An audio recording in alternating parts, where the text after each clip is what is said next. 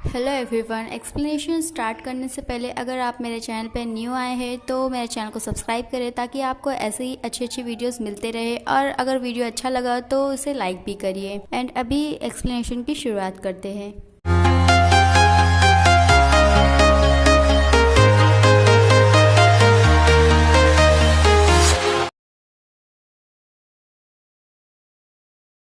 Second episode की शुरुआत होती है जून से, जहाँ पे वो कह रहा होता अगर ये एक नॉर्मल डे होता तो वो रेगुलरली अपना काम कर रहा होता, और ज़्यादा लकी होता तो उसके बिना शेड्यूल के वो सो रहा होता। और वहीं येंसियो कहती है कि ये एक नॉर्मल दिन ही है ना, क्योंकि उसे लग रहा है कि जब वो जाएगी शूज़ पहने तो वो अपने सैंडल को देखेगी, बट वो हमेशा की तरह लोफर पहनेगी, और उसी के साथ जब वो दूसरे लोगों को देखेगी हील्स पहने तो उसे थोड़ा सा जलन भी होगा। और तभी जून कहता है कि मगर ये एक नॉर्मल डे नहीं है क्योंकि वहाँ पर वो मरा है। और वहीं येंसियो कहती है कि उसने एक बार फिर किसी को मार दिया है, और वो अभी क्यूरियस है कि अगर वो एक इंसान को 2 बार मारेगी तो क्या वो सीरियल किलर कहलाएगी। इसके बाद देखते हैं येंसियो को, जहाँ पर वो जून को देख के डरती है और चिल्ला रही होती है, और जून भी उसके चिल्लाने से डरता है और उसके पास से दूर भागता है। और जैसे ही वो भागता है वैसे ही वो ढेर हो जाता है, क्योंकि उसका जो नेबर है गुकिन, उसने उसे किसी चीज़ से मार दिया होता है। और वो येंसियो कहता है कि उसे लगा था कि उसके घर में चोर आए, क्योंकि वो उसके काफ़ी ज़ोर से चिल्लाने की आवाज़ें आ रही थी, बट उसने अभी मार दिया है और पता चला है कि वो उसका कजिन है। फिर गुकिन जून को देखता है और कहता है कि क्या वो ठीक है, और वो कहता है कि उसे हॉस्पिटल लेके जाना चाहिए, बट येंसियो कहती है कि इसकी कोई ज़रूरत नहीं है, वो सब मैनेज कर लेगी। अब वो जून को ऐसे ही घसीटते हुए ले जाती है।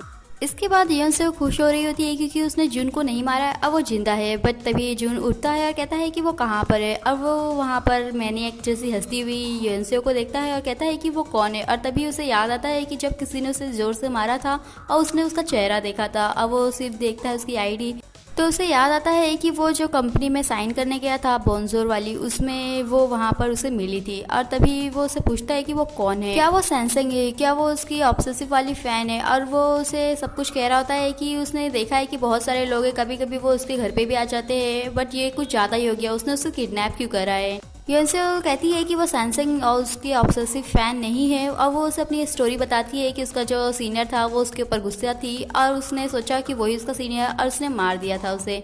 और ये सब एक मिसअंडरस्टैंडिंग थी। जून उससे पूछता है कि क्या असली में वो उसे किडनैप नहीं करना चाहती थी, वो एक सैमसंग फ़ैन नहीं है। तो वो कहती है कि हाँ वो सच कह रही है। तो जून जोर जोर से सेव मी करके हेल्प मी करके चिल्लाने लगता है, और इसीलिए जो येंसियो है वो अपना सॉक्स निकालती है और उसके मुंह में ठूस देती है। नेक्स्ट मोमेंट में देखते हैं सीओ किम को, जहाँ पर वो रिपोर्टर्स को देख के बड़े गुस्से में आता है और सेरा को चिल्ला रहा होता है कि उसने रिपोर्टर्स को क्यों बुलाया है। क्या उसे पता है कि अगर जून के बारे में सभी को पता चलेगा तो जो कंपनी से लोगों ने कॉन्ट्रैक्ट किया है वो सब कुछ कैंसिल हो जाएगा। और एक बार पहले ऐसा हो चुका है कि वो बिना बताए भाग गया था, और उसकी वजह से उसे काफी सारा लॉस हुआ था, और अगर फिर से होगा तो वो वापस से खड़ा नहीं हो पाएगा। और वहीं पर मौजूद मीर भी सेरा को कहता है कि क्या उसे नहीं लग रहा है कि अगर जून खत्म होगा तो उसकी भी पूरी जिंदगी खत्म है, क्योंकि वो जून की वजह से यहाँ पर टिकी हुई है। तो सीओ किम सेरा को कहता है कि लोगों ने एक एक्सक्यूज बनाया है कि जो जून है वो ज्यादा काम करने से एग्जॉस्ट हो गया, टायर्ड हो गया है, और इसीलिए वो अभी रेस्ट कर रहा है, और उसे भी इस झूठ में साथ देना होगा। और वहीं दूसरी तरफ देखते हैं जून को, जहाँ पर वो येंसियो को कह रहा होता है कि अगर उसने उसे मिस्टेकली हिट किया था तो उसने उसे हॉस्पिटल क्यों नहीं लेके गई। तभी वो अपने एक्सक्यूज बनाते हुए कहती है कि वो डर गई थी और काफ़ी घबरा गई थी कि अगर पुलिस को पता चलेगा तो वो लोग उसे जेल में डाल देंगे, इसीलिए वो उसे अपने घर ले आई थी। जून येंसियो के बात पे यकीन करता है और कहता है कि ठीक है वो उसे जाने दे, वो उसे रिपोर्ट नहीं करेगा। और येंसियो ये सुन के खुश होती है। अब वो जून की हाथ की रस्सी काटने के लिए सीजर लेने जाती है, बट वहाँ पर उसके जितने भी हथियार थे वो बाय मिस्टेकली गिर जाते हैं, जिसमें बॉडी डिस्पोजल वाला केमिकल भी होता है। और ये सारा देखकर येंसियो को जून देख रहा होता है। येंसियो समझती है कि वो वापस से उस पर शक कर रहा है और वो चिल्लाने वाला होगा, इसलिए वो जाती है और सॉक्स एक बार वापस से उसके मुंह में ठूस देती है। इसके बाद देखते हैं डिटेक्टिव योंग को, जहाँ पर वो सारी चीज़ों की जानकारी ले रहा होता है, और तभी वो सीसीटीवी में देखता है एक लड़की को जो कि एक बड़े से लड़के को घसीटते हुए ले जा रही है। उसी दरमियान देखते हैं जून को, जहाँ पे वो थोड़ा सा चिल्ला रहा था हेल्प के लिए, क्योंकि जो येंसियो है उसके दरवाजे पे कोई आया है, इसीलिए येंसियो अपनी अरिया मतलब जो उसका वायरलेस स्पीकर है उसे एक गाना चलाने के लिए कहती है। येंसियो दरवाजे पे जाके देखती है तो उसका नेबर होता है जो कि उसके लिए फ्रेश वेजिटेबल लेके आया है, जो कि उसने खुद ही उगाया है, और उसके बदले वो थैंक्स भी एक्सेप्ट नहीं करता है और कहता है कि अगर वो पोर्क बेली बनाएगी तो वो उसे दे दे।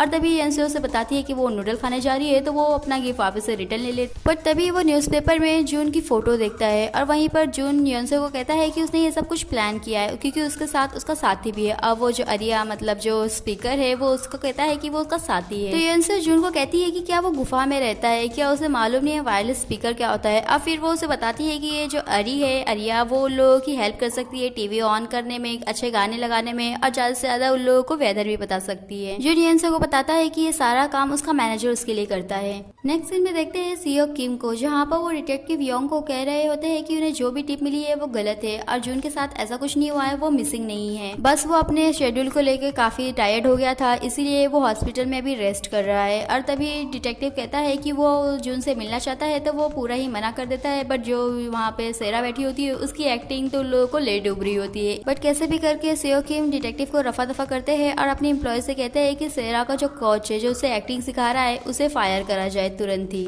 इसके बाद देखते हैं योनसो को, जो कि अपना जो आईडी कार्ड है वो रिटर्न करने जा रही होती है, बट तभी वो थोड़ा डर जाती है क्योंकि उसका जो नेबर है वो उसके सामने खड़ा होता है। और तभी वो कहती है कि वो पोर्क बेली नहीं खा रही है, तो वो कहता है कि वो पोर्क बेली खाने भी नहीं आया, वो उस बारे में बात ही नहीं करने आया है। बट वो उससे एक क्वेश्चन पूछना चाहता है। अब वो उससे क्वेश्चन पूछता है कि उसके घर में सेलिब्रिटी क्या कर रहा है। नेक्स्ट मोमेंट में गुकिन योनसो के घर जाता है, जून को देखता है, जून उसकी हेल्प करने के लिए कहता है। वो जून से पूछता है कि क्या वो सच में सुपरस्टार जून है, तो जून उनसे कहता है कि हाँ, और फिर वो वापस से उससे पूछता है तो जून गुकिन को कहता है कि क्या वो उसके ऊपर डाउट कर रहा है कि इतना अच्छा फेस उसे कहीं और दिख सकता है, वही असली सुपरस्टार जून है। गुकिन जून का पैर खोल देता है और जून बाहर भागता है और बाहर आने के बाद कहता है कि वो फाइनली सेव हो गया है, वो बाहर आ गया है, ये दुनिया उसे कितनी अच्छी लग रही है। बट तभी वहाँ पर आती है यंसेओ और यंसेओ को देखकर वो कहता है कि वो उसके पास ना आए। और वो गुकिन को बताता है कि ये जो यंसेओ है उसी ने उसे किडनैप किया था। और वो यंसेओ को कहता है कि वो इस बार उसे छोड़ने वाला नहीं है। गुकिन कहता है कि वो सही सोच रहा था, जो यंसेओ ने कहा है वो सब सही है, उसका जो कजिन है वो पागल है। और तभी पता चलता है कि यंसेओ ने गुकिन को बताया था कि जो उसका कजिन है उसने जून की तरह दिखने के लिए प्लास्टिक सर्जरी कराया है।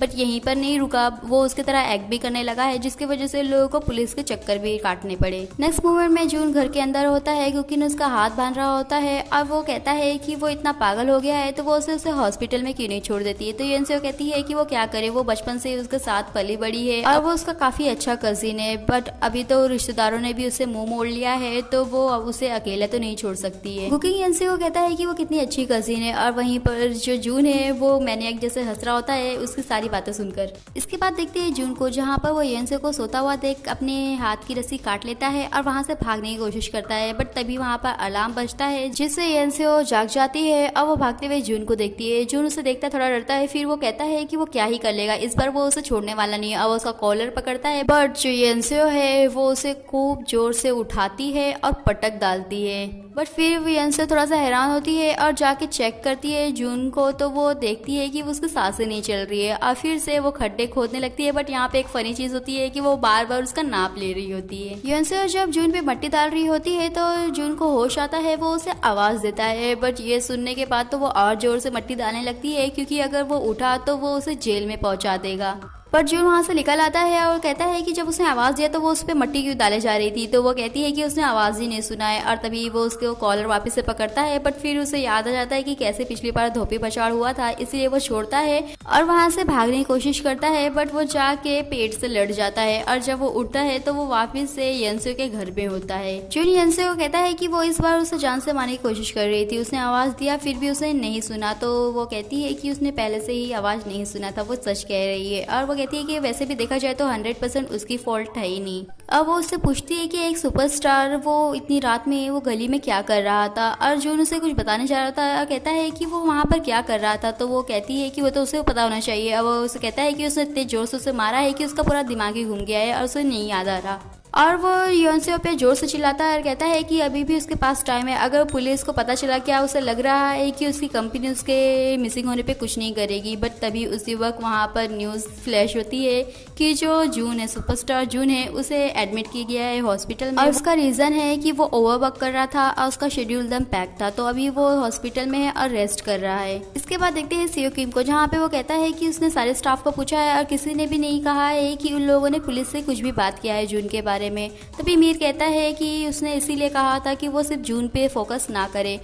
तो सीओ किम कहता है कि अगर वो भी फेमस होता तो उसे लग रहा है कि वो सिर्फ जून पे फोकस करता और अभी वो उसका रिप्लेसमेंट है तो उसे अच्छा काम करना चाहिए ताकि जून की रेपुटेशन को कुछ ना हो। बट तभी देखते हैं डिटेक्टिव योंग को, जो कि एक किसी से बात कर रहा होता है। अब वो होता है मीर, और मीर ने ही बताया होता है, उसे इन्फॉर्मेशन दी होती है जून के बारे में। और वो कहता है कि जो सीओ है वो सोच रहा है कि जून ऐसे ही कहीं चले गया है बिना बताए, बट ऐसा कुछ नहीं लग रहा है। डिटेक्टिव योंग मीर को कहता है कि उसका जो सोचना है वो सही है। अब वो उसे फोटो दिखाता है जहाँ पर जो यंसियो है वो उसे लाद के लेके जा रही होती है और कहता है कि क्या उसने कभी ऐसे इंसान को देखा है लोगों के आसपास। मीर कहता है कि पिक्चर क्वालिटी उतनी अच्छी नहीं है और उसे नहीं लगता कि ऐसा इंसान उसके आसपास कहीं पर है।